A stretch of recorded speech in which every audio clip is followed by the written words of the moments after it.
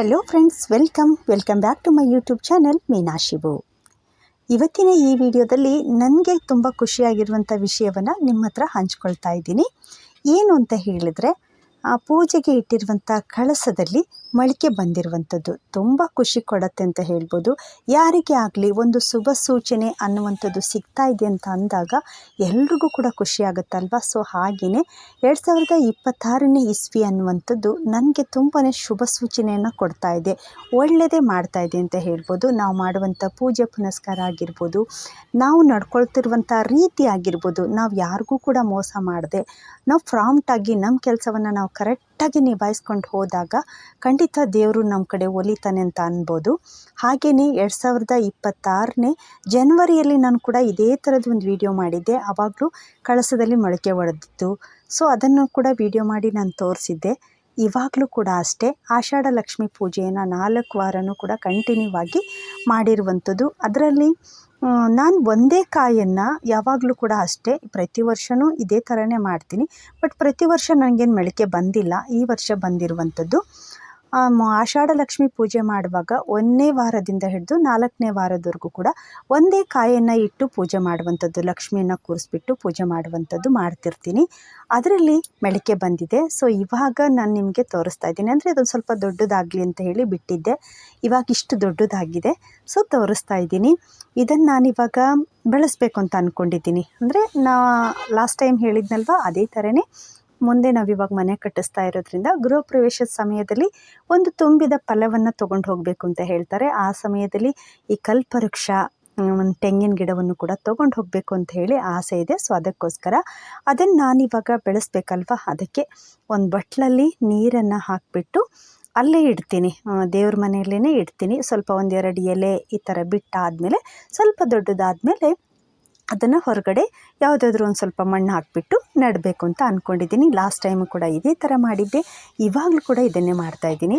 ಯಾರ ಮನೆಯಲ್ಲೆಲ್ಲ ಈ ಥರ ಮೊಳಕೆ ಬಂದಿರುತ್ತೋ ಅವರಿಗೆ ಖಂಡಿತ ಒಳ್ಳೆಯದಾಗತ್ತೆ ಅಂತ ನನಗಂತೂ ಸಿಕ್ಕಾಪಟ್ಟೆ ಖುಷಿ ಆಗ್ತಿದೆ, ನನಗೆ ಒಳ್ಳೇದು ಕೂಡ ಆಗ್ತಾಯಿದೆ. ಸೊ ದೇವರು ನಮ್ಮ ಮೇಲೆ ಆಶೀರ್ವಾದವನ್ನು ಕೂಡ ಮಾಡ್ತಾ ಇದ್ದಾನೆ ಅಂಥೇಳಿ ನನಗೇನೋ ಒಂದು ಸ್ಯಾಟಿಸ್ಫ್ಯಾಕ್ಷನ್ ಇದೆ. ಸೊ ಹಾಗೆಯೇ ನಿಮಗೂ ಕೂಡ ನಿಮ್ಮ ಮನೆಯಲ್ಲೂ ಕೂಡ ಈ ಥರ ಏನಾದರೂ ಆಗ್ತಾಯಿತ್ತು ಅಂತಂದರೆ ಖಂಡಿತ ನೀವು ತುಂಬ ಖುಷಿ ಪಡ್ಬೋದು. ಹಾಗೆಯೇ ದೇವರನ್ನು ಭಕ್ತಿಯಿಂದ ಬೇಡ್ಕೊಳ್ಳಿ, ಭಕ್ತಿಯಿಂದ ಆರಾಧನೆ ಮಾಡಿ, ಖಂಡಿತ ಆಗುತ್ತೆ.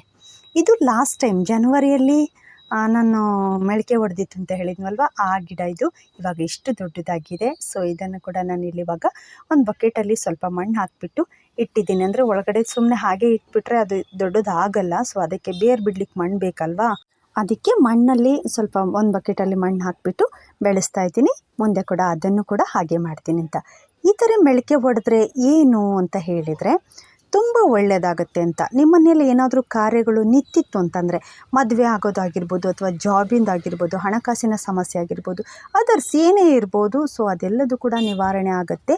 ಶುಭ ಸೂಚನೆ, ನಿಮ್ಮ ಮನೆಯಲ್ಲಿ ತುಂಬ ಒಳ್ಳೆಯದಾಗುತ್ತೆ ಅನ್ನುವಂಥ ಸೂಚನೆ ಇದು ಅಂತ.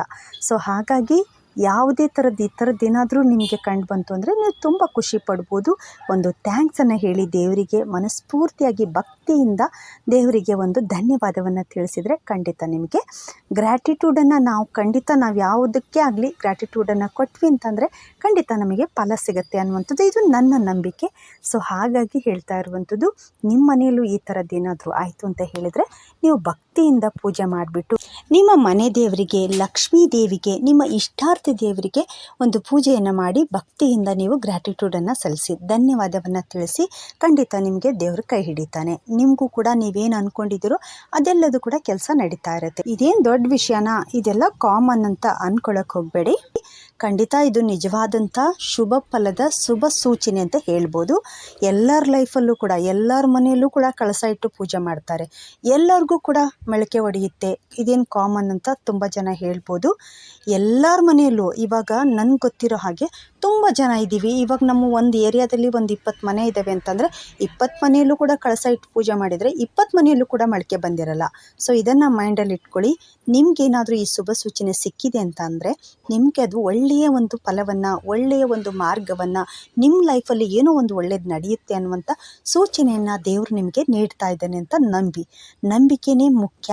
ನಂಬಿಕೊಂಡು ಏನೇ ಮಾಡಿದರೂ ಕೂಡ ಒಳ್ಳೆಯದಾಗತ್ತೆ ಅಂತ. ಈ ಒಂದು ಖುಷಿ ವಿಷಯನ ನನ್ನ ಯೂಟ್ಯೂಬ್ ಫ್ಯಾಮಿಲಿ ಜೊತೆಗೆ ಹಂಚ್ಕೋಬೇಕು ಅಂತ ಅನ್ನಿಸ್ತು. ಸೊ ಅದಕ್ಕೋಸ್ಕರ ವಿಡಿಯೋ ಮಾಡಿರುವಂಥದ್ದು. ಯಾರೆಲ್ಲ ವಿಡಿಯೋ ನೋಡ್ತಾ ಇದ್ದೀರಾ, ಏನಾದರೂ ಇಷ್ಟ ಆಗಿದ್ದರೆ ಒಂದು ಲೈಕ್ ಕೊಡೋದನ್ನು ಮರಿಬೇಡಿ.